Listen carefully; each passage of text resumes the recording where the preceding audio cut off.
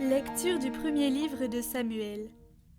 En ces jours-là, le Seigneur dit à Samuel : « Combien de temps encore seras-tu en deuil à cause de Saül ?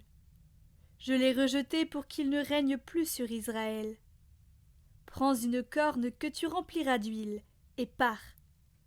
Je t'envoie auprès de Jessé de Bethléem, car j'ai vu parmi ses fils mon roi. » Samuel répondit : « Comment faire ? Saül va le savoir, et il me tuera. » Le Seigneur reprit : « Emmène avec toi une génisse, et tu diras que tu viens offrir un sacrifice au Seigneur.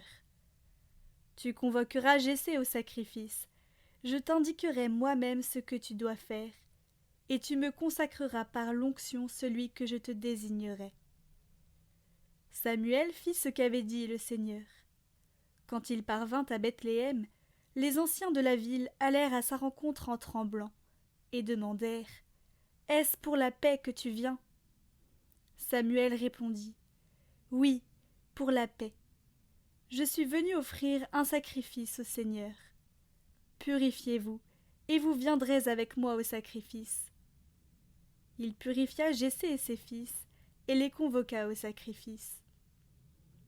Lorsqu'ils arrivèrent et que Samuel aperçut Éliab, il se dit : « Sûrement, c'est lui le Messie, lui qui recevra l'onction du Seigneur. » Mais le Seigneur dit à Samuel : « Ne considère pas son apparence ni sa haute taille, car je l'ai écarté. Dieu ne regarde pas comme les hommes.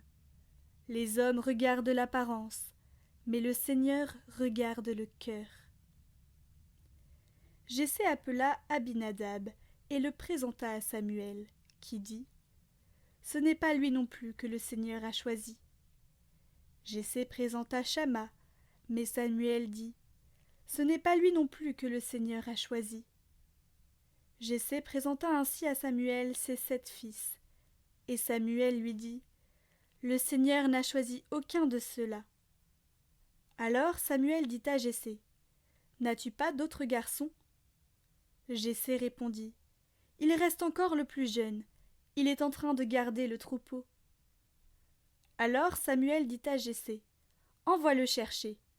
Nous ne nous mettrons pas à table tant qu'il ne sera pas arrivé. » Jessé le fit donc venir.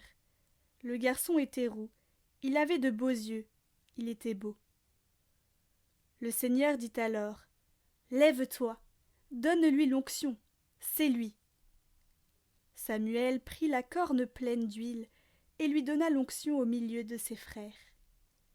L'Esprit du Seigneur s'empara de David à partir de ce jour-là. Quant à Samuel, il se mit en route et s'en revint à Rama.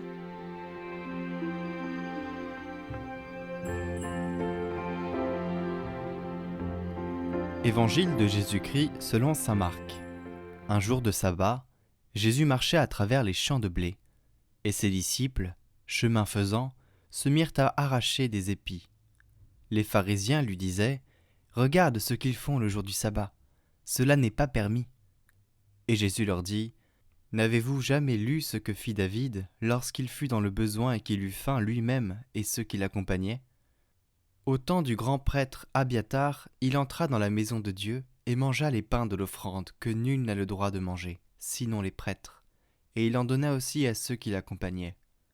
Il leur disait encore : « Le sabbat a été fait pour l'homme, et non pas l'homme pour le sabbat. Voilà pourquoi le Fils de l'homme est maître, même du sabbat. »